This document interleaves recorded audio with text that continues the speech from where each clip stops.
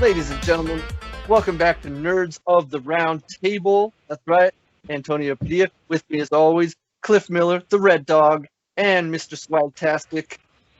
There he is. You got a new thing going on today. I like it. Yeah, I was pretty busy, but I decided to take some time. Oh boy, ladies and gentlemen, we don't have a whole lot of news, but that doesn't mean we don't have a lot of content to bring you today. Now, before we get into it, you saw the thumbnail, you saw the title of this video, you know why we're here. We are going to talk about Mortal Kombat. It's going to be full spoilers. So, yes, we're super hyped about this movie. But before we get into any of that, ladies and gentlemen, if you could give us a like rating, please. It would show your support for us, helps us out a lot. Remember to subscribe, leave a comment down below, hit that bell notification to get notified when each of these videos goes up if you're watching us on YouTube. If you're one of our audio listeners, we appreciate the support. You've been hanging with us since day one. We love you. All right. Now that we got all that out of the way, boys, let's get into it because we do have some news to talk about. One of these stories, Cliff brought to my attention right before we started recording. Totally flew under the radar for me, but that's what we're here for. That's why we work as a team. I think that's why we work very well together. So, first of all, this week, let's start with a bang. All right, we got a trailer this week that we have to talk about. Swag, I know you saw the trailer. Cliff, I know you saw the trailer. I saw the trailer. Let's talk about Shang-Chi and the Legend of the Ten Rings. I have one on, but Yeah, I got one. Yeah, me and Cliff both got rings on, so that's two between the two of us. Let's talk about Swag. I want to throw this over to you real quick. I didn't get any of your reactions. I know you saw the trailer. What do you think of this trailer, man? It looks interesting. And like it's that thing because it's like like we've been talking about ever since Endgame. It's like I was kind of not gonna really pay much attention to Marvel, but I don't know. Like it seems like things are kind of turning around. Like they're intriguing me and pulling me in, and I'm just watching. And that's good. That's really good. Yeah. So yeah, I mean, I'm interested. It looks, especially for me, is I think this is like the first time I'm ever getting this character introduced to me. So yeah, this is pretty cool stuff. Yeah, it's super deep cuts on this character. It's a character like even I am only vaguely aware of. But yeah, this trailer again, like it just feels like something unexpected. Especially like we haven't seen this in the Marvel universe yet. You know, this kind of crazy martial arts epic. You know what I mean? And I think it looks really cool. I dig the cast. Simu Liu as Shang-Chi is great. Like, Cliff, did you see that footage that went around at the end of last year? I think it was like his audition where he was demonstrating his martial arts talent. Like, blew me away, man. Like, yeah, like so I'm into it, man. I like the cast. I like Aquafina. She's awesome. More of her. And we're finally getting the Mandarin, the real Mandarin, which I'm not gonna lie, I am a little disappointed that he never showed up in an Iron Man movie. I mean, the real Mandarin. But whatever, it's fine. This is okay, I guess. But no, I dig it. And the thing I wanted to bring up, Swag, you know who the DP on this movie is? Mm-mm. Bill Pope. And if that doesn't ring any bells, I know his work will. Cliff, this is the man who shot the Matrix trilogy. Yeah. This is the man who shot Pilgrim versus the World. Yeah. This is the man who shot like many, many of my favorite movies from the last 20, 30 years. And I noticed that just some of the weird camera angles and like the camera movements just on display in the trailer. And then when somebody like confirmed it to me, like, no, yeah, it's Bill Pope. I was like, I knew it. So yeah, I'm really excited. Cliff, what do you think of this trailer? Yeah, I really liked it. I was very intrigued right from the jump, and it's funny how like you guys like I was ready to write off Marvel. Just when you thought you were getting away, they just sucked you right back in, and that's exactly what happened with me. Because I was like, oh shit, I'm on board with this right from the jump. And then even like the bus scene, like right at the end, like yo, Yeah. it was like, Yeah. this is the best. I can't I'm wait. not gonna lie. I got Speed vibes from that moment. I was expecting Keanu to pop out just randomly nowhere and just be like, oh. Keanu or Sandra, one of the two. They just want to hear it though. Like, if this bus goes under 55 miles an hour, we're all dead. Can't go below 50. Yeah, like, dude, man, this movie is, yeah, it just looks really, like Flag was saying, I'm intrigued, you know? Again, it's a character I'm not too, I know a little bit about the character, but that's it, you know?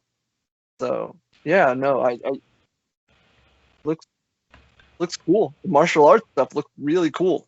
Yeah. So I can't wait to see that. I can't wait to see what they're gonna do with the Mandarin, because that is a tricky character. Both the Mandarin and Shang-Chi, I think, are tricky characters to do because it's easy for both of them to come across as Asian stereotypes. And I think that's why they held off on doing the Mandarin for so long. Actually, I know that's why they did. But I mean, if they figured that out, let's do it, man. Let's go for it. I mean, Cliff, any final thoughts? Nah, man, this movie just needs to come out because we have so much Marvel stuff that's getting ready to drop. I got to be patient, and I can't be patient anymore. Swag, what about you? Any final thoughts? No, I mean, I'm gonna keep my eye on it. Definitely. For sure. And it is worth noting, ladies and gentlemen, this is going to be released as of right now, September 3rd, 2021. There is no day and date Disney Plus premium plans in the works. I mean, I think they're hoping that enough people will be vaccinated at that point that it will be safe to go back to movie theaters. Fingers crossed. I just want to put that information out there for anybody who didn't know that, just in case you don't get confused. But yeah, September 3rd, which I think is far enough into this year that hopefully, you know, it'll be safe. But we'll see. We'll see about it. All right. So there it is, the Shang-Chi and the Legend of the Ten Rings trailer. If you haven't seen it already, go check it out. Let us know what you thought of it. Are you excited? And once again, shout out to the man, Bill Pope, because he looks like he's got another masterpiece. So there it is. Now, let's get into this story. I mentioned it up top. Cliff brought this to my attention right before we started filming this episode, and it's interesting. It's interesting to say the least, in the best way possible, I think. So it's been known for a while now, and I don't know why we never brought it up on this show. That's on us. Probably more on me than anybody else. But so it was confirmed a while ago that Russell Crowe had been cast in Thor: Love and Thunder, with no mention of who he was playing. Today, it seems as if Russell Crowe himself has announced who he's playing. And Cliff brought this to my attention, right? I was like, I didn't hear anything about this. I had to do some research, find out. I was like, look, man, we got to make sure he's not trolling us because he's done this before. But everything seems to check out. I'm not seeing any conflicting information. We've got this from reliable sources, so let's get into it. Cliff, I'm gonna let you take the lead on this. Why don't you tell people who Russell Crowe is playing? Yeah, actually, so I just gonna fill in like some. So it was funny because like I was on Twitter last night and I saw a tweet come out and I was just like, all right, I don't know who wrote this. If this is hashtag fake nerd news, but it wasn't, and it come to find out that Russell Crowe himself confirmed that he's playing Zeus.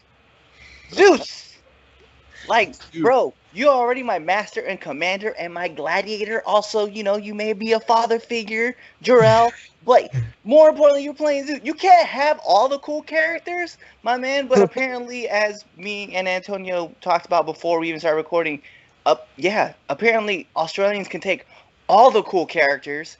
And so he's playing Zeus, and I'm super excited about this because there's bigger waves that can be made from this, and I'm all in with it.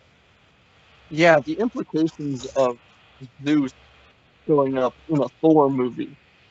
That's mind-boggling because Zeus obviously is that Roman or is that Greek? That's Greek. Greek. That's Greek mythology, and Thor, like Odin and Loki, that all comes from Norse mythology. So if we're gonna have like a clash of those two, that like Cliff said, like the implications there are like wow, like that's mind blowing. Like that's gonna happen on screen. Like that's awesome. So yeah, man, I'm excited about it. Swaz, what about you? What do you think, man? Yeah, this is cool. And like, we already had like covered like other casting news and stuff and like rumors for this movie in the past. I was already pretty interested just from that stuff. But like getting this, it's like, yeah, it's just, like I want to see like a trailer for this now. Like I want to see what they're gonna do, like what the story's gonna be like. Yeah, that is definitely gonna be interesting. And like Cliff was saying, Cliff, you were like, because if we're getting Zeus, we might be getting someone else. Yeah, we might be getting Hercules, and I can't wait to see that bromance kick off, man. Because as we know in the comic book series, those two are like best of friends. And then and there's like, because the crazy thing is like we already know like there's a lot of characters that are gonna be attached to this movie already, and we know that Jane's gonna be back, so we know like that Thor is gonna be there, Jane Thor is gonna be there. We also know that there's already been known that the Guardians of the Galaxy are attached to this film as well, so they're going to be there.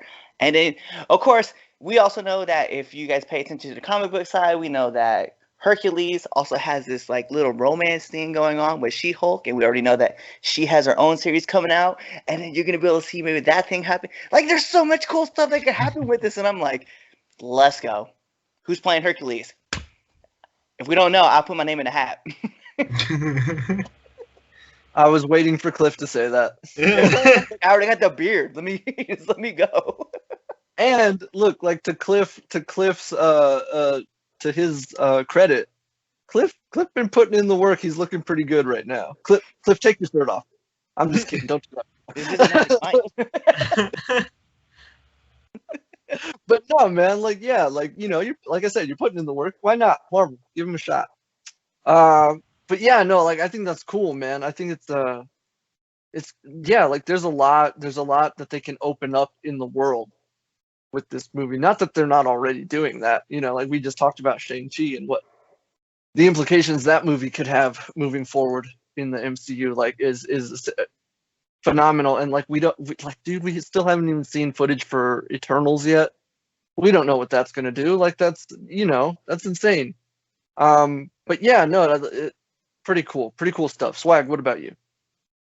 Yeah, again, it's like that thing. It's like I'm gonna keep looking Marvel's way, and I'm gonna pay attention now because they're doing some stuff, and it's so far so good. I will say. Yeah, for sure, man. Like I said, I thought I was done after Endgame, and Falcon and the Winter Soldier brought me back, and it looks like here we are. We're talking about all this cool stuff. So Yep. Yeah, man. Let's see where it goes. All right. So thank you, Cliff, for bringing that to my attention. I would have completely missed that altogether. All right. Now let's get into something which this is going to be a quick one, but I just want to put it out there for anybody who didn't see it. The announcement was made, I believe, on Monday, that The Flash, the movie The Flash, has officially begun production. Director Andy Muschietti posted a quick little teaser video. It was just the logo reveal. However, pretty cool logo. I mean, if you look at it really closely, you can see it's the new suit, but you can see all the cool tech that's built into it, which is really awesome. So yeah, that happened this week. I know the cast is, like I said, already down there. They're ready to go. And it's also worth mentioning that we know who is composing the music for this movie. It's not who I was hoping for, but that's okay because this gentleman has a pretty good track record. It is none other than Benjamin Wallfisch. And if that name doesn't sound familiar to you, he was the co-composer on Blade Runner 2049. He did the score for Shazam, and he also, as of today, composed the score for Mortal Kombat. So he's got a pretty good track record. Yep. So like I said, I saw his name, and I'm like, you know what? Not who I was expecting, but let's go. Let's go to work. Let's make a movie. Let's do it. I can't wait to see what he comes up with, especially since I had a weird reaction to his Shazam score, where the first time I saw the movie, I was like, yeah, that was a good movie, but like I found myself struggling to remember any memorable theme. But having seen the movie a couple more times and listening to the score by itself, that theme he came up with is like really good. I can listen to it and still get that emotion from that I felt watching the movie for the first time. It's like, yeah, man, let's do it. And especially, and again, I don't know if he's going to do this. I'm keeping my fingers crossed. I'm hoping he will build upon the foundation that Junkie XL laid in Zack Snyder's Justice League, because that was the phenomenal theme song. Yeah, let's go to work. Cliff, how do you feel about this? About the Flash beginning production? Do you have any thoughts about Benjamin Wallfisch? Yeah, so as far as the Flash logo goes, I really like it. I like the vibrant colors that come off of it. So I definitely and the cool tech that's coming into it too as well. As far as Benjamin goes, I started a whole new playlist, and we'll talk about this. And we'll talk about this when we get to our review. But yeah, I started a whole new playlist, and it's just called the Fight Playlist. Nice. It tells you how I feel about the soundtrack. Nice. Very nice. I'm gonna have to get that playlist from you. Bet I'll send it. Right. Swag, what about you? How do you feel? Are you excited? Oh yeah, definitely.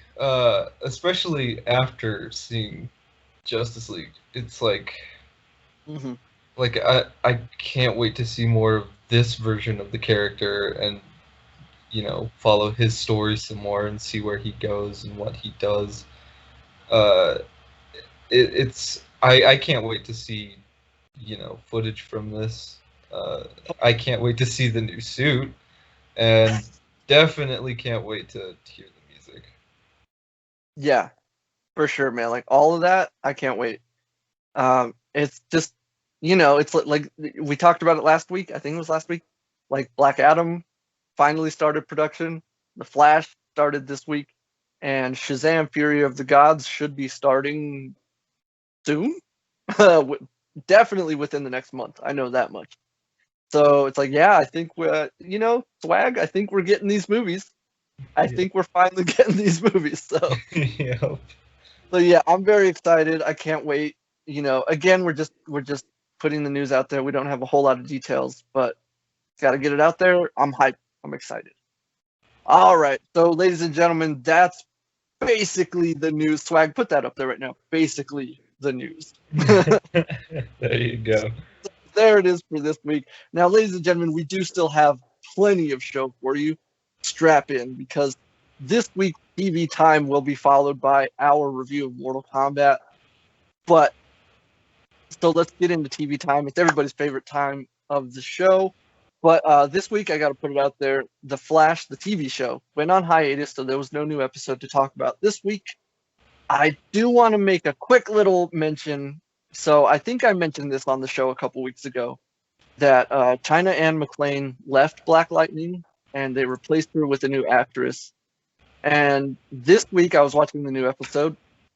I found myself really impressed with the new girl. Like, so much so that I didn't even miss China. And I never thought I would say that out loud. But yeah, the new girl, and again, I'm so sorry, I'm blanking on your name right now. But yeah, she really, really impressed me in this episode. Like, she's only been in maybe 3 episodes so far. And since coming on to replace China, she hasn't been given a lot to do. But this episode, she featured very heavily, and she really, really impressed me.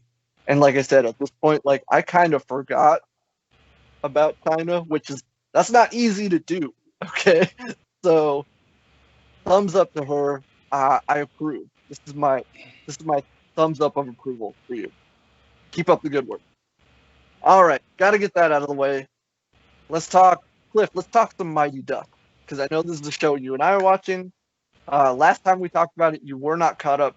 This week, you're still not caught up, but you're caught up more than you were last week. So let's talk about it. Okay. Well, first I want to put out there, like, the reason why I'm not caught up per se is because I do watch the show with my wife and my daughter. So it is a great family show. There's a lot of great lessons to be learned into it. But yeah, so that's the reason why I'm not caught up, and I will be caught up tonight. But then by the time that we record next episode, I'll be behind again. So, but yeah, I was like, okay, so we were talking about episodes 4 and 5, right? And the last episode we discussed, actually, I think we did post-production, but we were talking about the reason why Gordon is owning a ring. And yeah, it's tragic. Like, it really is. Yeah, heartbreaking. I was like, yo, it was all over hockey tape. That's it. Yeah, and it's like, it's that thing where it's like, he was just trying to do right by, this kid that he saw potential in. Yeah. Because of that, like, because of the rules or whatever regulations, they did what they did, and it's like, oh man, that's horrible. That sucks. And it's like, yeah, I get it, man. I get why he would kind of be like, I'm done with that world. I'm out. Like, I don't want any part of it anymore. Right, and it was something that he said too. He's like, I don't hate hockey. He's like, I love hockey. He just doesn't want to coach because the coaching side of him is kind of taken out.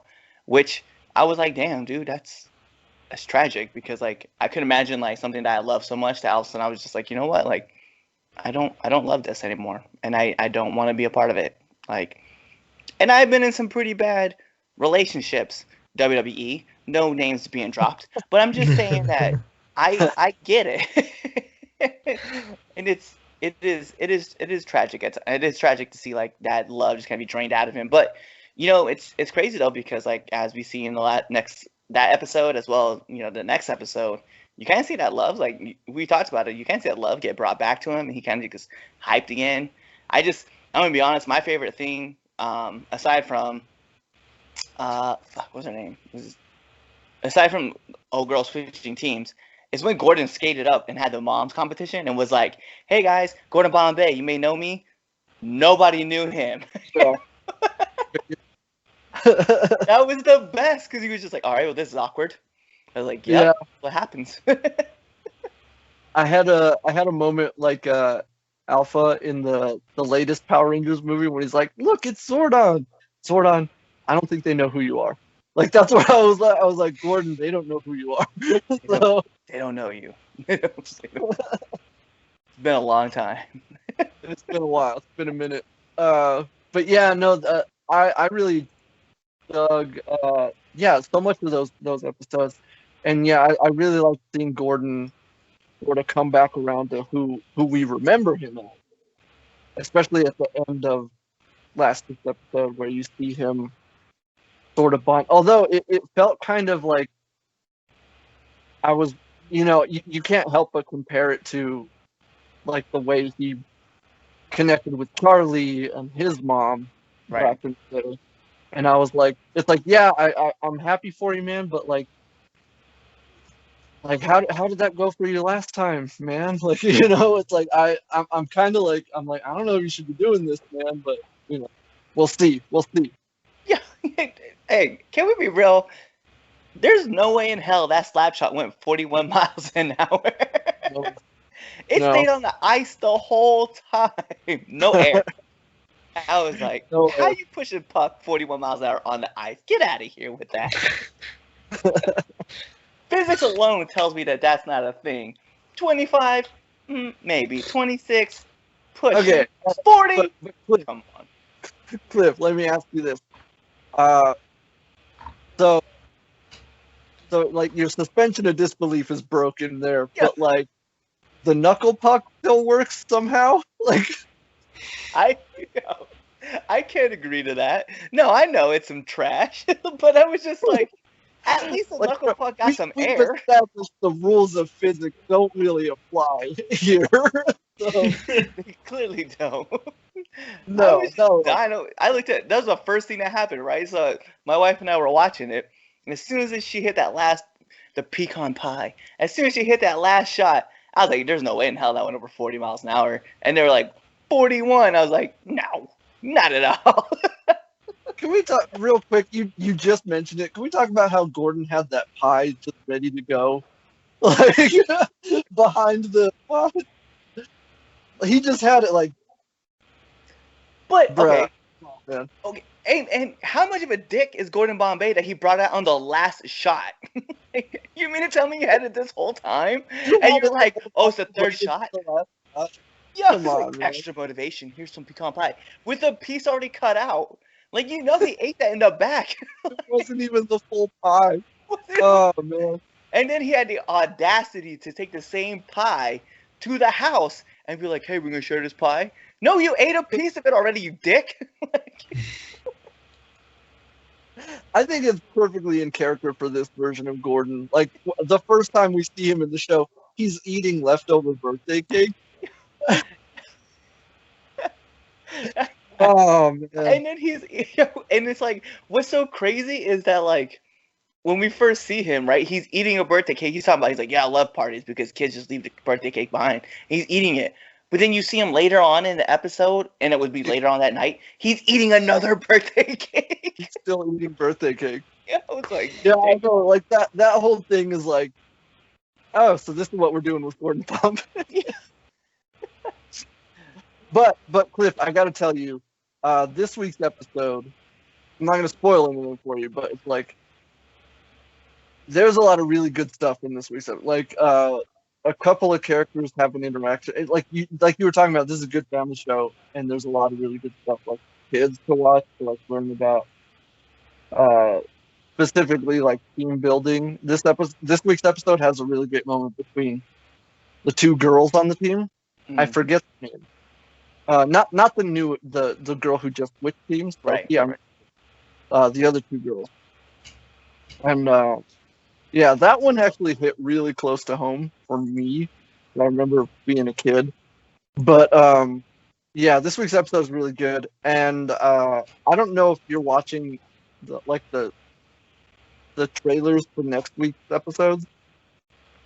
Let me just tell you, Cliff, next week is the one you've been waiting for. Yes. Let's go. I know exactly what we're talking about. So there's that. But Cliff, as of right now, to the point that you're caught up, what would you give the show rating? So far I think the show, I give it a 9. Pretty solid 9. Yeah. Like I like the pacing of it. I liked even like the first episode when you get that introduction to everything, it's usually kind of like you're kind of like slow building. It just kind of hit and you're just kind of like we're ready to go. I liked it a lot. I have to give it a 9. Yeah, I agree. It's a 9 for me as well. It's super solid. Like you said, it's a great family show to watch. And there's a lot of heart to it.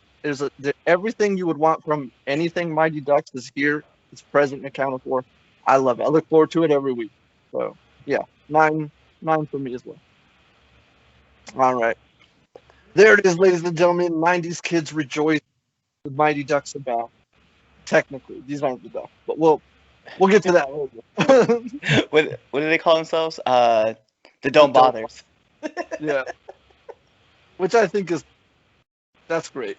It's a great name. It's pretty great. I like it. But yeah, so there it is, ladies and gentlemen. If you're watching the show, let us know what you think. And yeah, there it is. All right, let's talk about it. I know this is something the three of us all saw today. We're going to talk about, of course, the finale to The Falcon and the Winter Soldier. And there's also a news story to follow this up on as well. But let's talk about the finale.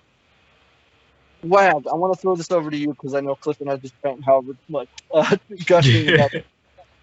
But What did you think about the finale, man? I loved it. Yeah, it like it was that thing like I kept saying it's like yeah like they figured out like the right like they handled it right, you know what I mean? Like it's not like that same thing that we've been getting from MCU stuff for the past however many years now that I wasn't super like a big fan of. Yeah. Like they figured out how to do something different and a lot better, something that I like and I enjoy a lot more out of it. And like with this episode, like it like yeah, like it was really good and I really liked it.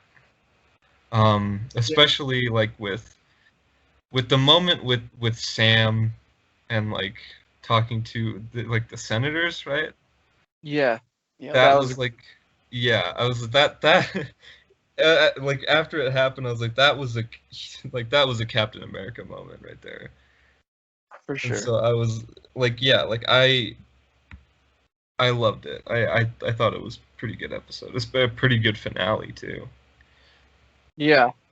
Yeah, I thoroughly enjoyed the finale. I really enjoyed a lot of the payoff, like all the payoff to like even like individual character payoff. And you're right, I love that speech that Sam gave after the big climactic fight, which was Yeah. I'm not gonna lie, I almost teared up a few times listening to that Same. as well. Because he did it really well. And I remember when it was over, I sort of said to myself, like, Steve would be proud of that speech. We all know Steve loved to give the speeches, but yeah, that was a pretty good one. It was good. I also want to give a special shout out to there's a moment in this episode, and again, we're going to go full spoilers here. The moment when, for me, John Walker kind of redeems himself. That was a really important moment, and I remembered watching that scene because if you've seen the episode, you know what I'm talking about. There's a like an armored car full of passengers, and it's gonna fall off a bridge, right? And John has to make the choice, like, am I just gonna be consumed by vengeance and chase down Carly, or do I do the right thing and save these people from certain death? And the moment I saw that shield fall, I was like, oh, good, man, you did the right thing. Like, he's over there trying to pull the car back up. And I was like, all right, like, you finally shook free of whatever was going on in your head. And it's like, all right, man, you did the right thing. Like, you finally, yeah, like you lived up to that responsibility that you were trying to. And I was like, good for you, man. And like to see him standing side by side with Sam and Bucky for the majority of the rest of that scene was pretty cool. I really liked that. I thought that was done really well. So yeah, Cliff, what about you? What do you think of the finale? Okay, so I definitely want to touch on that scene too, because what was so cool is that you could see like John in his own mind, and he was like, he heard Battlestar's voice about making the right decision at the right time, and you could see like the thought process go through. So I very much like, I'm very appreciative of Wyatt just for like his eyes told me the story, and I didn't have to hear anything about it. I was just like, I know exactly what you're thinking right now, and that's so lit. So I definitely want to throw that out there. Like that was to me like a powerful moment. But like the other powerful moment, you had brought it up, right? And we have friends that can definitely relate to this in here. But when Sam said, "I'm a black man wearing the stars and stripes, and I'm carrying this shield," he's like, "I feel everybody staring at me right now." I was like, bro, to think about like the moment in time that we're hitting right now, and to hear him say that, I was like, bro, that's on another level. And that's like, even just, it was just weird how the timing worked out, right? Because like obviously we had everything happen in the news today, or not today, but this week, and it's just crazy to hear him say that. And I was like, yo, the timing for this couldn't have been done any more perfectly. I was like, and people need to really be paying attention. And those people who are out there are like, yeah, this is just a show. it's more than a show. Like, there's really like, it's like a gut check to the U.S. Like, it's just to be real, just on a real side. For the show itself, I mean, it's like just to see like the redemption part. Well, I don't want to say redemption because that's to be determined. That was one thing. And then we're not even talking about like the other reveal that we got where we found out who the power broker was. I was like, oh no, Carter, you bitch. Oh no, it was who everyone thought it was. It was. It was. And I'm also gonna be kind of pissed. I'm gonna be a little pissy about this. The way we ended GSP, okay, not appreciated. I knew that was gonna make you mad, but like, whatever. We gunned this man down. To be fair, it's like I was never really a fan of the guy because I'm not an MMA guy. I'm not one of those guys. So I remember people making a big deal about him being in the Winter Soldier and him coming back. And don't get me wrong, I like the character, but when he was gone, I was like, oh, all right, well, I guess he's not coming back. Right. I could agree. I could agree with that. It's just, like you said, it's because I'm an MMA guy, and I just seeing GSP like back on the scene, and then they were just like pap pap, and I was like, that's it. That's how we roll. All right, cool. I guess we'll keep moving on. I mean, I will admit it is just a little bit, not like disappointing, but like wasn't like a very, yeah. Yeah, you were just kind of like, huh. That's not. Yeah, I was like, at least give him a dope fight scene to go out on. Yeah. I will agree with you on that. Like, yeah, that was a little bullet to the head. All right, that's like it would be so cool. Like him and Parker like got into it, right? And then she just pulled the gun out and pow. At least like he got a chance to defend himself. Instead, she was just like, ah. Yeah, it was kind of a lousy way to go out. Yeah. I will agree with you guys on that one. Although I want to say, because we were talking about Sharon, the reveal that she was indeed the power broker, like we all thought she was. There was a moment though, because at the end of the episode she gets her pardon or whatever, and then she's like, "Oh, now we have all this access to other things we can sell." I legit out loud was like, "Your Aunt Peggy would be so ashamed of you right now." Like, I was legitimately so upset. Like, you're like, look. Especially because they called her Agent Carter at the hearing. And I was like, nope. I was like, Steve wasted kisses on you. He trusted you. Yeah. No, so that made me feel a whole certain way. But I want to talk about something real quick though, because we were talking about John Walker and all that, and Cliff alluded to it. So we get more of a setup, and Swag and I kind of called this. We were like, we're definitely going to see him in the black version of that suit in the finale. I thought he was going to show up to the fight wearing it, but we see it here at the end, and they straight up brand him U.S. agent. And like Cliff was like, redemption will to be determined. The thing I like about this is, and I was talking to Swag about this a little bit, I like what they did with that character because it is very much in line with the character in the comic books where, like, yeah, he starts out, he's like a Captain America replacement who then becomes sort of like, he's a villain, he's villainous, but then becomes sort of an ally. But then as the U.S. agent, he's more of the black ops guy. He's the guy who goes covert and does all that stuff. And I think that's what they're setting up here.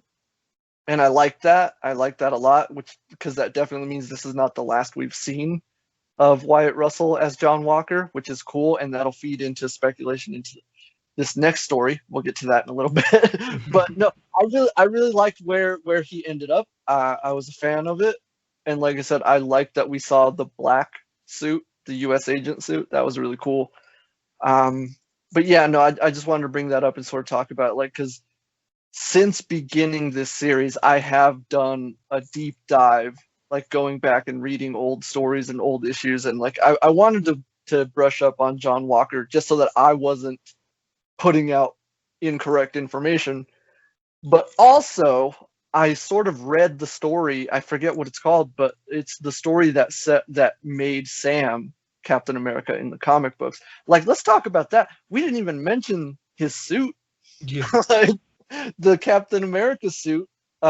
Again, we all knew that's what was in that box last week.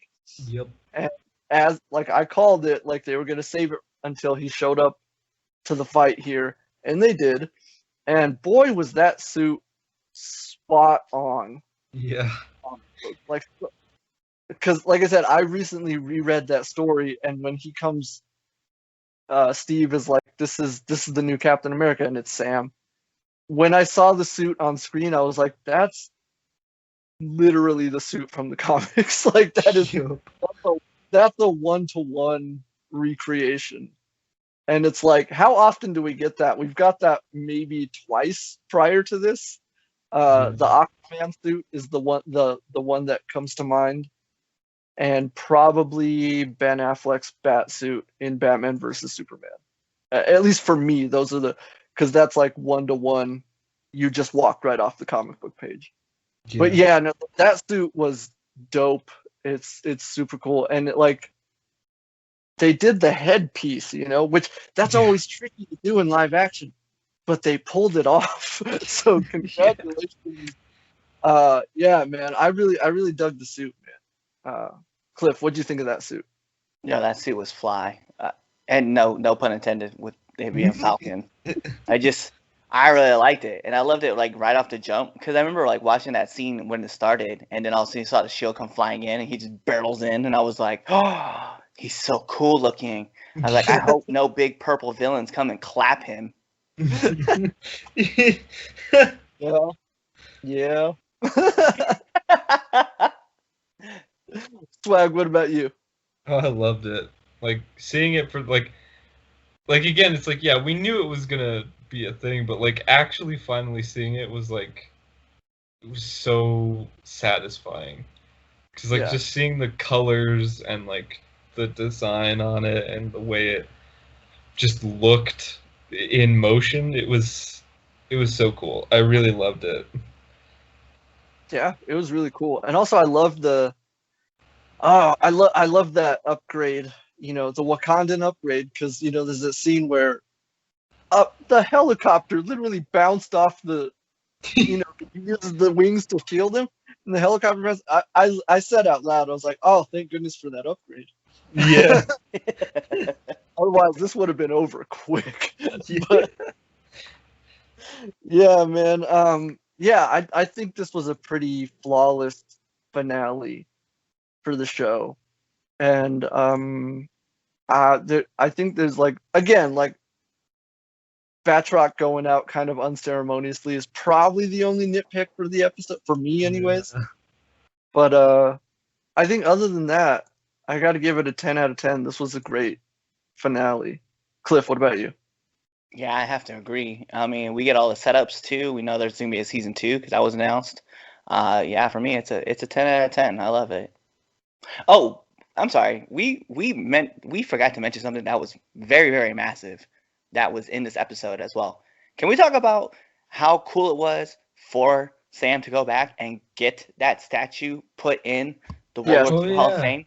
Yeah. For Bradley? Like, that was great. And that line that he said where he was like, now no one's ever going to forget what you did for the country. I was like, yo, like that's powerful. And then even and another part that Bradley mentioned, right, is when when the grandson was just like, hey, look, it's Black Falcon, and he was like, no, that's Captain America. I was like, yes, let's go. He ain't no Falcon. That's Captain America. He's still. That was great. No. Everything with Isaiah Bradley in this episode was, mwah, Jeff. Yep. So, yeah, man, that was fantastic. I mean, that obviously y'all know from watching these reviews, all that stuff with Isaiah Bradley this season has been my favorite stuff. So yeah, of course, that was the moment when Sam showed him the statue. Like, I legitimately, that got my heart hurts. That was beautiful. It was such a beautiful moment. But yeah, no, that all that stuff was fantastic. Swag, what would you rate the finale? Yeah, I'm gonna have to agree at like 10 out of 10. Like this was good. This was really good, and I hope Marvel keeps up with this kind of thing. Yeah, I agree. I agree. So there it is, ladies and gentlemen. Our review, the finale of the Falcon and the Winter Soldier, or should I say, Captain America and the And Winter the Soldier. Winter Soldier. That was cool. I like that they ended the episode. But like I said, this brings up a follow-up story which broke literally hours ago. And before we get into that, like, ladies and gentlemen, let us know what you thought of the show. Did you enjoy this finale? What do you think of the show as overall? Like, let us know. Now, with that being said, the story broke, like I said, today before we started. And Cliff said, "Oh, there's a season 2 coming." Is there, Cliff? Is there a season 2 coming? Or is it Captain America 4? That's the story that broke. Oh wow. 4 in the works with Falcon and the Winter Soldier showrunner Malcolm Spellman. It will be written by Dallin. Oh God, I'm so sorry. I'm gonna mispronounce this name. Mustin. I'm so sorry. He wrote episodes of the Falcon and the Winter Soldier. So yeah, and it will feature Sam Wilson as Captain America, obviously. Yeah. This was the big announcement that came out today after the finale, after people watched the finale. And so yeah, returning Sam Wilson, obviously, he's the new Captain America. There aren't a whole lot of other details available. Certainly no casting other than Anthony Mackie, duh. But yeah, so we'll see. But again, that is the big announcement that was made today in regards to the future of Sam Wilson as Captain America. So, look, I'm excited. I was hoping that this was the route they were going to take moving forward, because why wouldn't you give a black Captain America his own movies? You know what I mean? Yeah. Like that just makes sense to me. So, look, I'm excited about this. I can't wait to see what they do, and hopefully we'll finally get the one thing we did not get a payoff to in the season finale was Joaquin Torres suiting up as the Falcon. I mean, we did see Torres in the finale, but he was just sort of watching the news coverage. So I'm hoping that he will show up in this movie as the Falcon. But yeah, so that was the big story that broke today. Cliff, I want to throw it over to you. Get your reactions. What do you think? How do you feel? Okay, so I love the fact that we're getting a black Captain America movie. Let's just be real. I'm just excited we're getting Captain America again in Yeah. part 4, and we're gonna get Sam as that person. So yeah, I'm super hyped for it. But you also know, like, at the end, like, if you keep watching through the mid credits, like, they do talk about, like, Sam and Bucky will return for season 2 as Captain America and the White Wolf. So I'm super hyped for it, and I'm super hyped for this. I just want to know who the villain's gonna be, because you have to have, like, that strong protagonist or that antagonist that's going to be there. And Sam clearly said it in his speech, right, that he doesn't have any superpowers. And I think that's why he bumped up in my superhero, like, all-time favorites because of that. Because we don't need no pay-to-play characters. We just want the guy who literally he has wings. That's all he has now, and an awesome suit. So I'm with it. But yeah, I'm excited. I'm excited for it. He has vibranium. So. Yep. But no, yeah, I think it's yeah, I can't wait to see what direction. I'm hoping that will be the carryover with Sharon. You know, like, I hope that's what. And like I mentioned, like, this is probably not the last time we've seen Wyatt Russell as John Walker. I'm hoping he'll show up somewhere. But yeah, no. We'll see. We'll see where this goes and what happens. But as of right now, that was the big announcement that came out today. Swag, what do you think? How do you feel?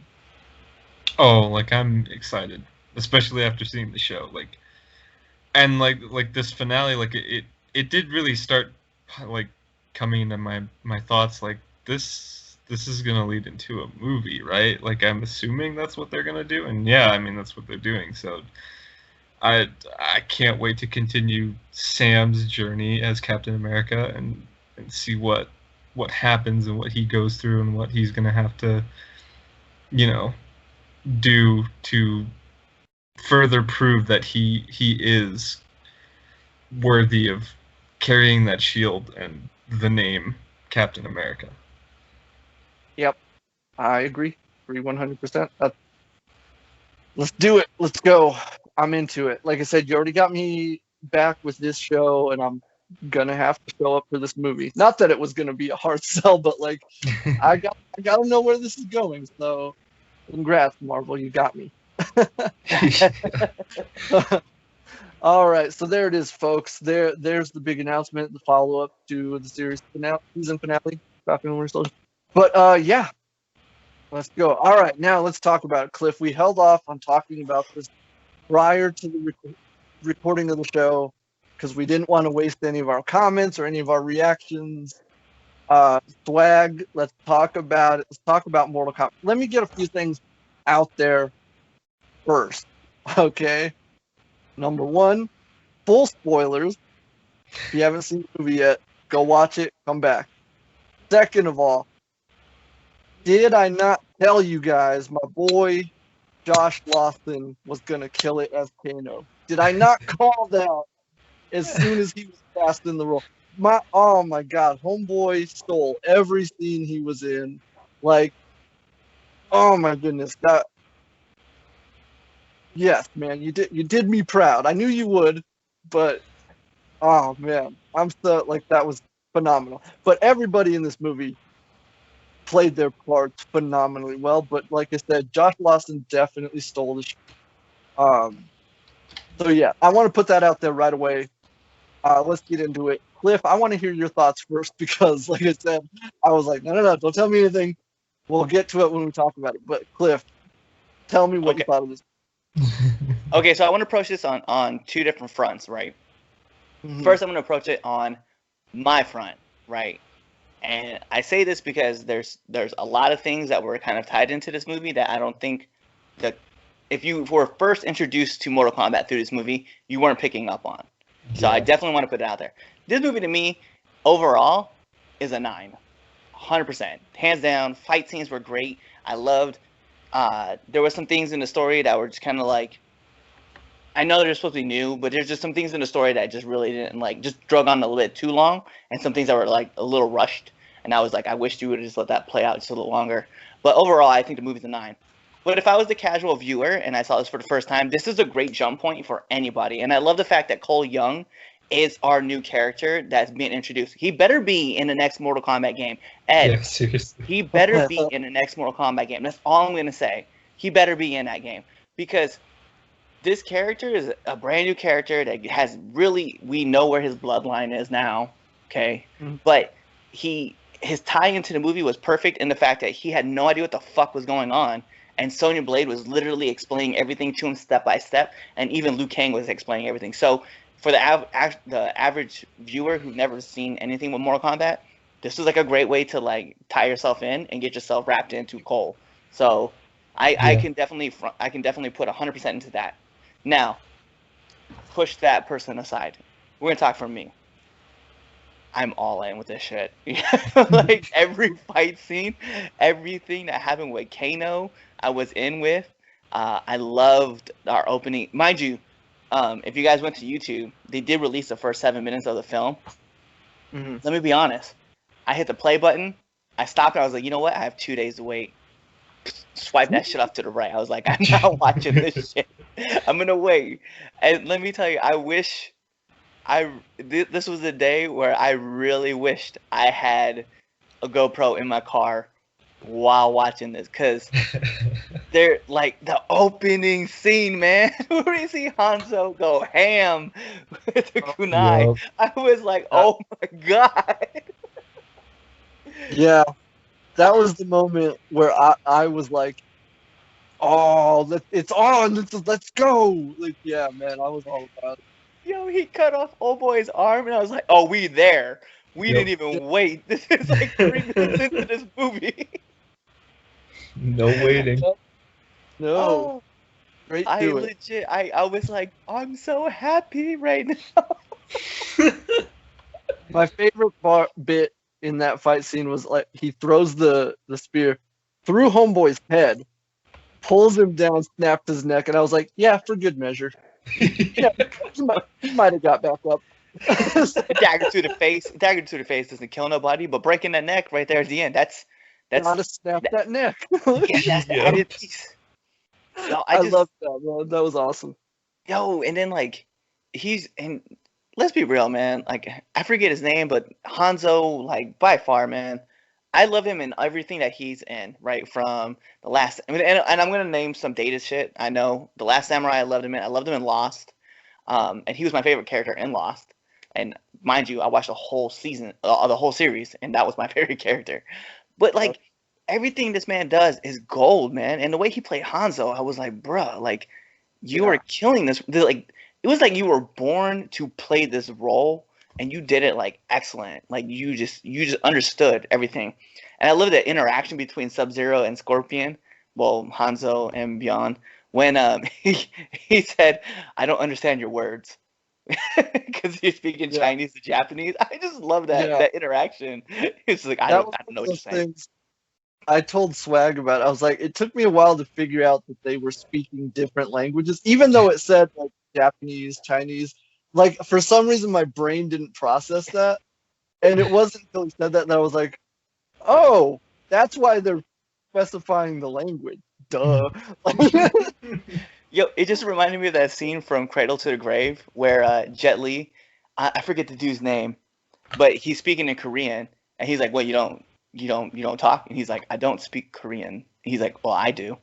It was like, yeah, because we forget that like Asia is a massive continent, and there's different languages in there. It's not all like everybody speaks Chinese. Like, and it's not even like Japanese, Chinese people. Like people forget Asia is also Russia.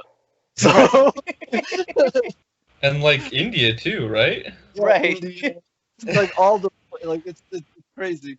Yeah, no, but stands. to jump onto what you were saying, like about Hiroyuki Sanada, who plays Scorpion. Again, like I've been saying this whole time ever since he was cast in the role. I was like, that dude's one of my favorite actors. Like the fact that I said this to Swag a couple days ago. I was like, you could have put a gun to my head and be like, who's playing Scorpion in this movie? I would have never said Hiroyuki Sanada, and that would have been stupid of me.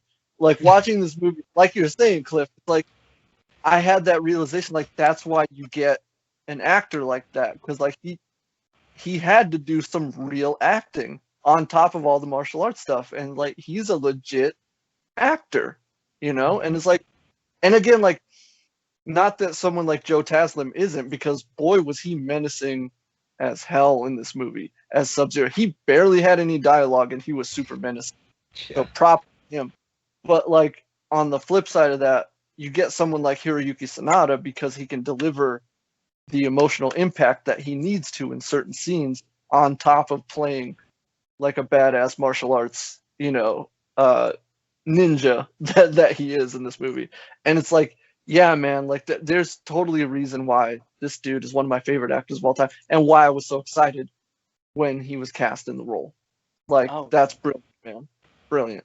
Yeah, and that was just in even seeing Sonata's role right when he got stabbed in the neck and like he like dying, and they heard his daughter crying off in the distance, and like yo, my heart bled out, and like the funny part was he had the kunai in his neck. And like he's like crawling, and then he pulled it out. And the first thing I said, "You idiot! You leave that shit in." Yep. This is like sex. You don't pull it out. Even I, like when he reached for it, I was like, "No, bro, you should probably leave that in there." Like, It's like you lose some time. Man. Yeah. But yeah, no, like what you were saying, Clip, like when he heard his daughter crying, like for me, man, like I was like, oh. Because you saw that resolve that he had, like I have to get back to her, even though he's dying. Like that was rough, man. Because Yeah, man, I'm starting to feel all that stuff again right now, Yeah, and we're just thinking about it too. I'm up like, to oh. watching it. But Swag, I want to throw this over to you. Like, what were your thoughts on this movie, man? This was great. Like I loved like the original, right? Like Mhm. I finally watched. It's like, yeah, that was great. Like this is like they did that, but like they kicked it up like Oh yeah. even more, and like especially with like the fatalities. I did not Oh expect to see as many as we got, but Me I'm neither. glad we did. Yeah, I that loved was good. all of that, and that's the thing too. It's like people are like, we always have like skepticisms about like video game movies and stuff, but like with Mortal Kombat, it's like it has these really great stories with these really great characters, like especially Scorpion. Like Yeah. that that's a pretty emotional story and dramatic. But like, like to make it really to make it really Mortal Kombat and like get that, like, yeah, this is faithful to the game. Like the amount of blood in like that first Yeah. fight, it's like, yeah, this is Mortal Kombat. Like no human ever like like you will never bleed that much, but in Mortal Kombat you will bleed that much. Oh yeah. Yeah. That first fight between Hanzo and Bihan. Like you saw Hanzo like slice him up multiple times in that fight, and I was like, oh wow. Like it looked like the video game. Like every time blood would fly out of a character, and I'm like you were saying, I was like, man, they really nailed the aesthetic here. Like that's for sure. So yeah, man, I'm with you. I feel that.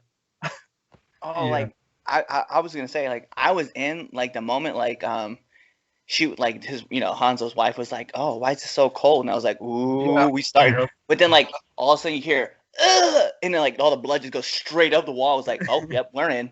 This is Yeah, definitely Mortal Kombat. we're going. On. It's Yeah. weird that we talk about like how do you feel about the movie? We've only talked about the first 7 minutes of this movie. But that's how much they packed into the first 7 minutes. Like, oh my god. We haven't even like moved past the first 7 minutes. We're like, oh, the fight scenes and the blood and the fatalities, and we're like, but this first 7 minutes.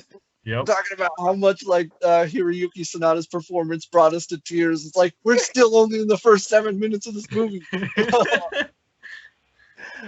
But you're right. You're right. Let's talk about some other stuff, because like I want to give it up to the cast. Like whether we're talking Louis Tan, Ludi Lin, Jessica McNamee.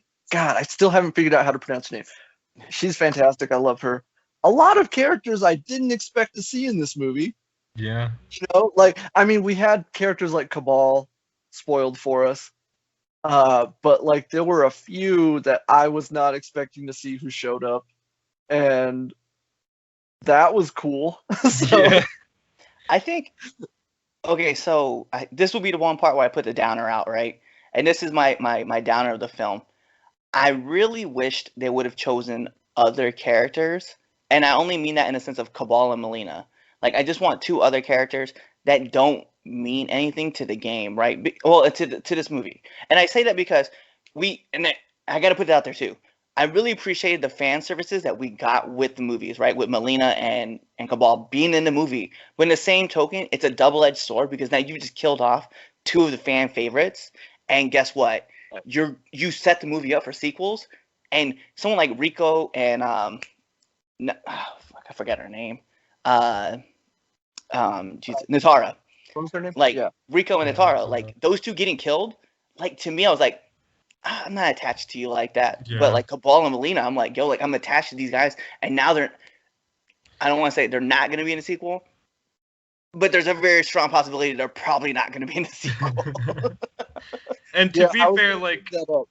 I Go ahead. said, Go ahead. because like when I was watching it and like when Cabal gets hit with the animality, like he gets lit on fire. I was like, it's like, yeah, I mean, if you didn't have the burns before, you're gonna have them now. So it's like I don't think he's dead. Like I think he'll come back.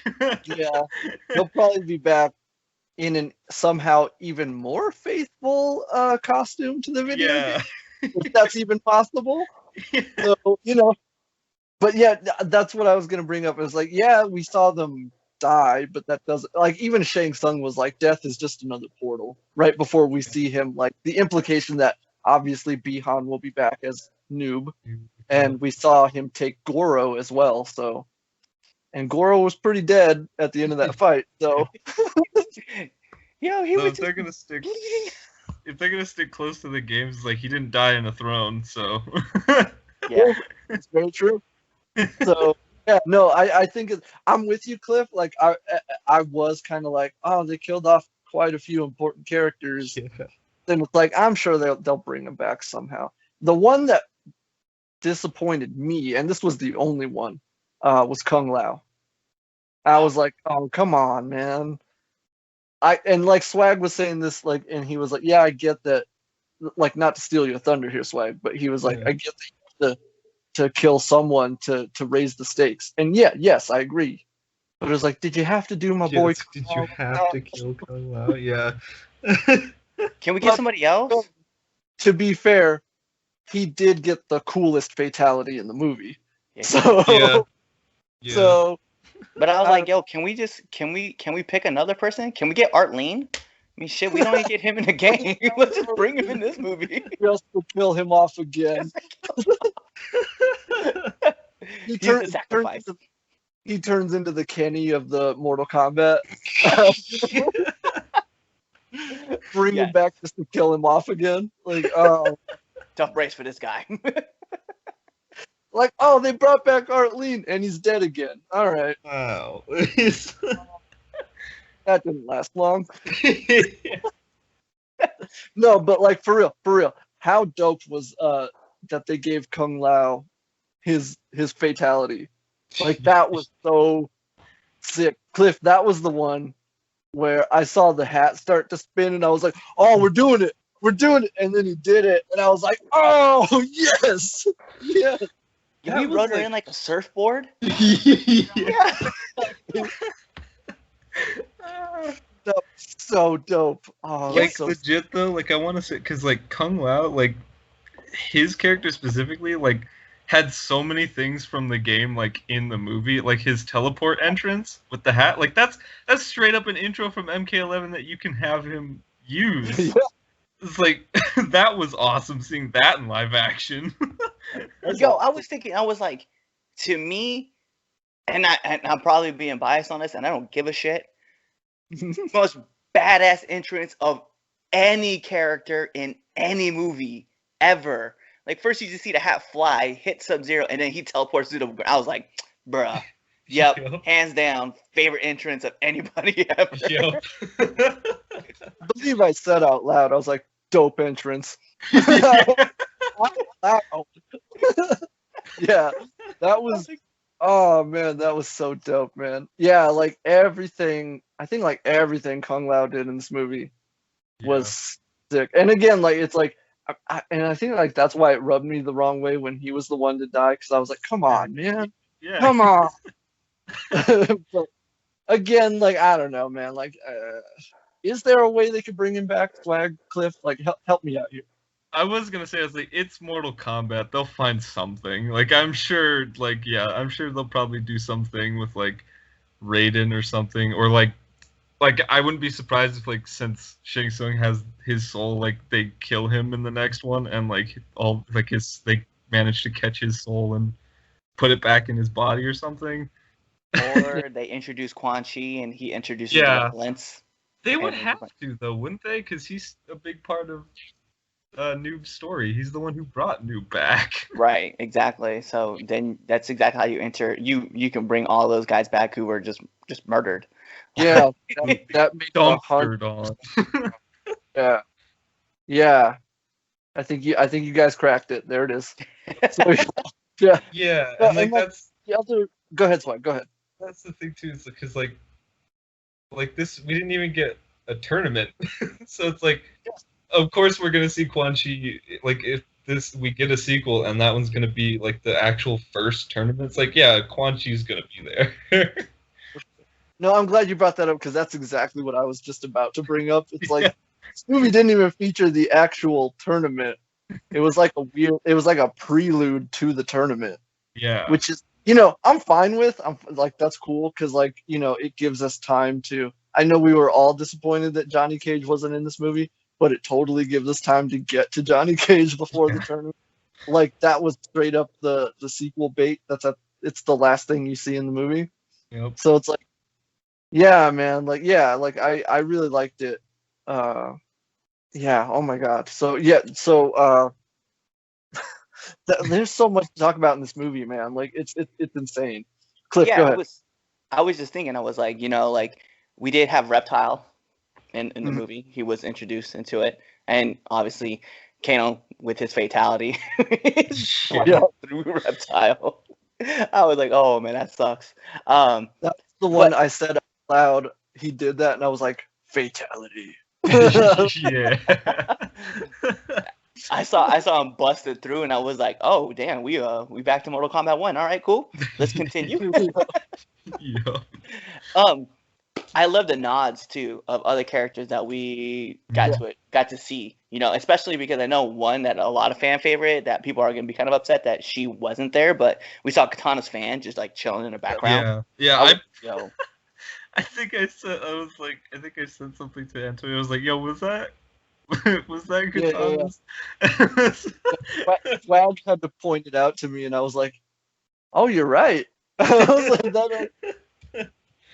that was crazy. we saw Katana's fan. We obviously saw Shao Kahn's like picture in a the statue walkthrough. too. Yeah, the statue. Yeah. I was like, yo, man, like a lot of Nightwolf was on the. Yeah, that one. I was like, oh yeah. I was like, I hope we get him. Like, oh. Yeah, I that'd be cool. I was hyped to see Nightwolf. I was like, he needs to be in this movie. Yeah, I did not. I was like, I'm not excited without him because he's so fly. Yeah. Yeah. I think. Yeah, no, there were tons of like little nods and references, like, and like that definitely added to the level of enjoyment of this movie because, like, I openly admit I'm not like a hardcore Mortal Kombat fan, but all the stuff I picked up on, I was like, that's dope, or that's cool. Look at that, like, that's awesome. So yeah, man, like that definitely helped. I mean, like, not that I didn't already enjoy the movie, but it definitely upped it quite a bit. Oh yeah, and then I just love the fact that, and okay, also I need to mention this too.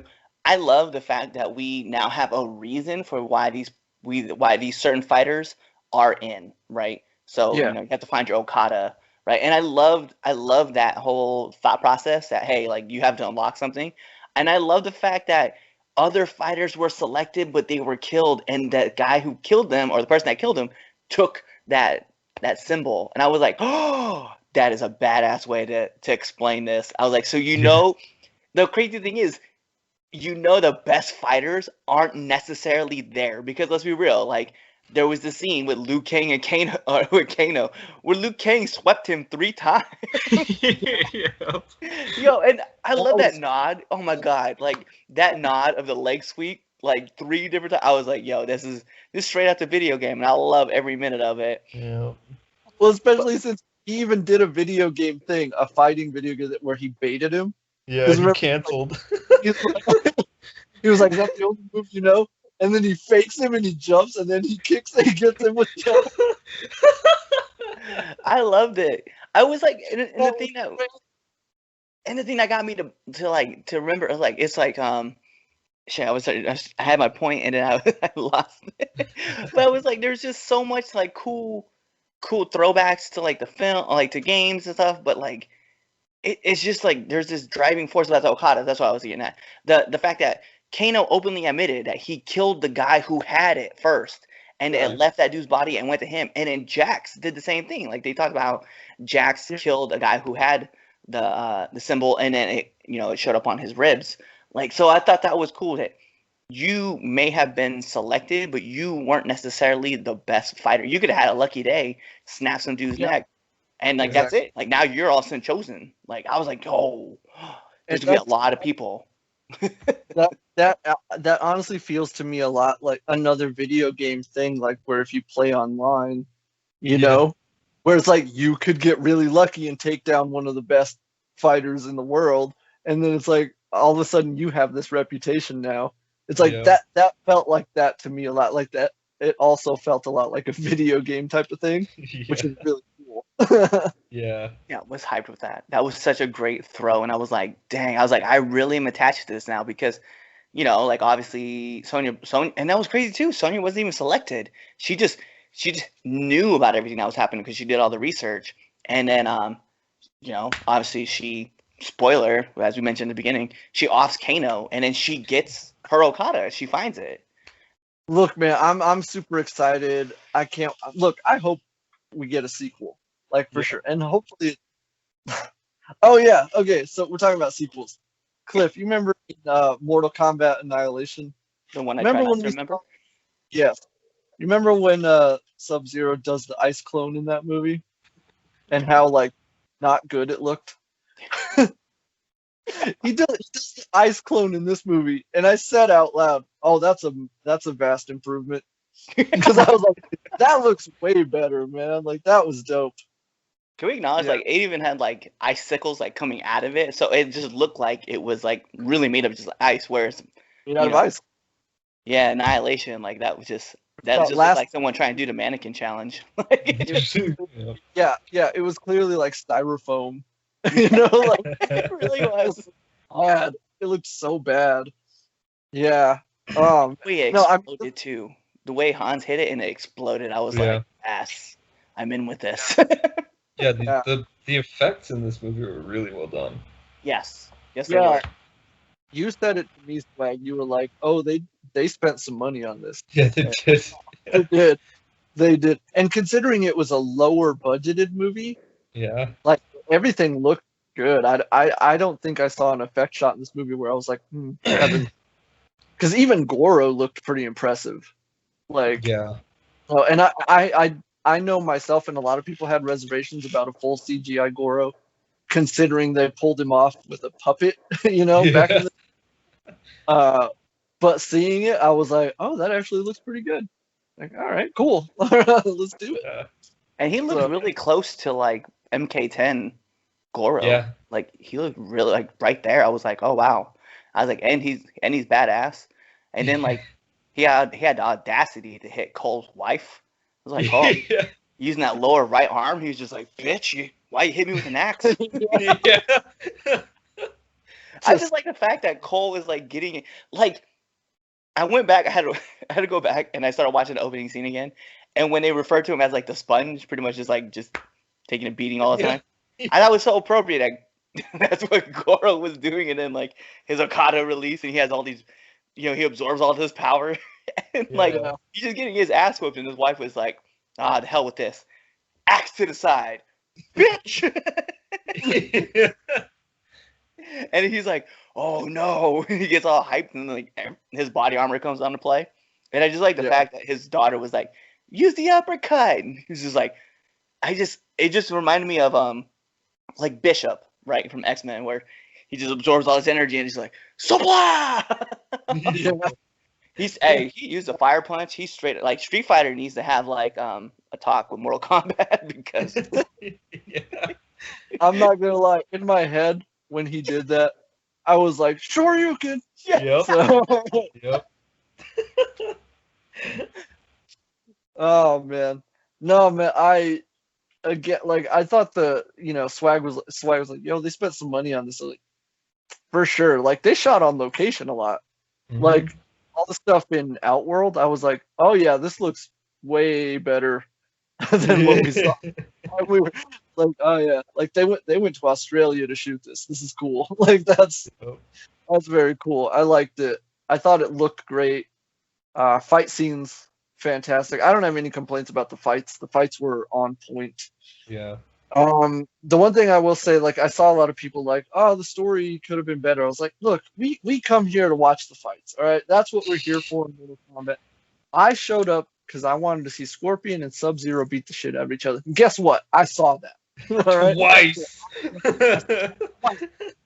So I'm very satisfied with this movie. Yeah, I've got some nitpicks here and there. You know, I felt like Cliff. I felt like some characters were wasted. I felt like certain things were rushed here and there. But I mean, at the end of the day, I had way more fun watching this movie than I had like picking it apart. So I'm gonna rate this. I think I'm with Cliff. This is a solid 9 out of 10. Just super fun, violent, gory, bloody, but also, it brings the emotion when you need it, and it. I think they pulled it off. This is a 9 out of 10 for me, for sure. Swag, what about you? Yeah, same. Right Like it. Because it's like, it's like Mortal Kombat. Like, I want to have fun. I want to watch these characters beat the crap out of each other in live action. And that's what we got. It was amazing. And like the fatalities, like I said, like getting as many as we did was great. And like by the end of the movie, I was like, I want to try and figure out my storage on my PlayStation and download MK11 again. Yeah. Sure, man. We had a whole MK week planned that we were supposed to do for the channel, and we kind of just forgot to do it. I don't know. Maybe we'll do it retroactively. We'll do a MK celebration. Yeah, we'll but follow no, up. I'm with you, Swag. I gotta boot up MK11 again and get in there. Maybe you and I'll do some 1v1 tonight. Yeah. So. Yo, So if you're down, we'll get you in. But Yeah. Well, I'll be on the Xbox side. I don't have it on PlayStation, so unfortunately, like I'll have to rock. It's still, you know what though? I haven't deleted it off my system. Like, in fact, MK10 and 11 are still on my system on my Xbox. So I do want to read this because IMDb has like their parents guide on like what's going on. I just want to read this out loud because I'm sure you guys will find this hilarious. So, sex and nudity, mild. To be honest, I don't remember really seeing there was no sex or nudity actually in this film. Violence and gore, severe. Yeah. Yes. Profanity, moderate. I could agree with that. Kano was the reason. Yeah. Kano most of it. Alcohol, drugs, and smoking, mild. Yeah, I could agree with that.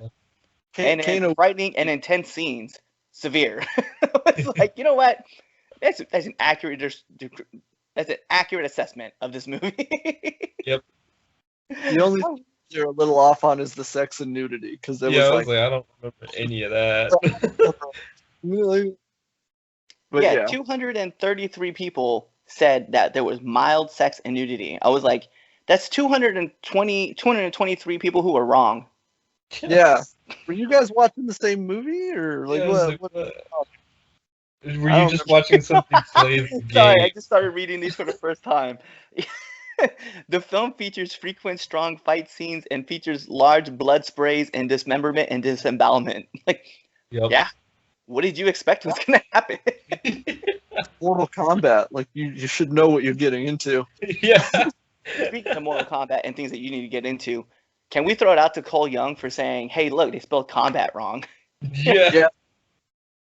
That was Swag's favorite moment in the movie. Yeah, that was a really good joke. I thought that was funny. Okay, so hidden gems. Let's talk about a hidden gem, right? Did you guys hear who he won the title from? Yeah. Oh yeah. How awesome was that throwback? Ed Boon and what's his name, Swag? Come on. It was at the end. Yeah, it was it was the first credit you read. Yeah, Tobias. Them. Yeah. I forgot Tobias' first name. And Tobias' last name. The two creators of Mortal Kombat. Yeah, no, I caught that immediately. So yeah. Oh, that's what we do. It's a dope reference. So yeah, no, I totally caught that. That was awesome. That was great. My heart's full. Also, I gotta call Ed Boon out. I gotta call him out. Swag, you know about this. I'm putting you on the spot, Ed Boon, because I know you're watching this. You promised us that if there was ever a new Mortal Kombat movie, that there would be a scene in which Raiden is playing Injustice as Shazam. And I don't remember seeing that scene in this movie anywhere. So In the deleted scenes. if it's a deleted scene, I'll take it. But come on, I didn't see Yeah. the movie. So little context for anybody out there who doesn't get that. So in the movie Shazam, there's a scene where Shazam is playing Mortal Kombat and he's playing as Raiden. And after that movie came out, Ed Boon tweeted in response to that, he said, the next Mortal Kombat movie, there will be a scene where Raiden plays Injustice as Shazam. And I told him at the time, I replied to that tweet, I was like, I'm going to hold you to that, Ed. I'm going to hold you to that. And here we are. No, as you can see, there's a lot of crossover between like DC and Mortal Kombat, which is, and even in this movie, because Mehcad Brooks, who plays Jax, played Jimmy Olsen on Supergirl for like 5 years. So and even again, like super obscure, Jessica McNamee, however you pronounce her name, I apologize, is the aunt of Tegan Croft, who plays Raven on Titans. That's true. Yeah, that's right. Again, that's crazy. And it got me thinking. Oh, go ahead. Every time you try to pronounce her name, I just think Constantine. Is it really though? So like that got me thinking, because Swag, you remember you and I were talking about like if they do however many sequels or whatever, and like if we ever get around to Cassie, Yeah. I was like, I think they should just get Tegan to play Cassie, because they already look like, I know it's aunt and niece, but they look like mother and daughter. It's weird. It's weird. But yeah, so that would be cool, I think. But I mean, like, that's way down the line. We'll get to that when we, we'll cross that bridge when we get there. Yeah. But no, man, I really enjoyed this movie, man. I thought it was awesome. Thought it was a great time. It was just fun. Like, I stood up and cheered so many times. I had my, I had such reactions to this movie. It was insane. So yeah, I really enjoyed it. I highly recommend it to anybody who's even remotely a Mortal Kombat fan. Like, you're gonna have a good time. Try and watch it with some friends if you can, safely, because that's probably the best way to enjoy this movie. It's a good time. So yeah, I think we all agree this movie was good. It was great. It was a good time.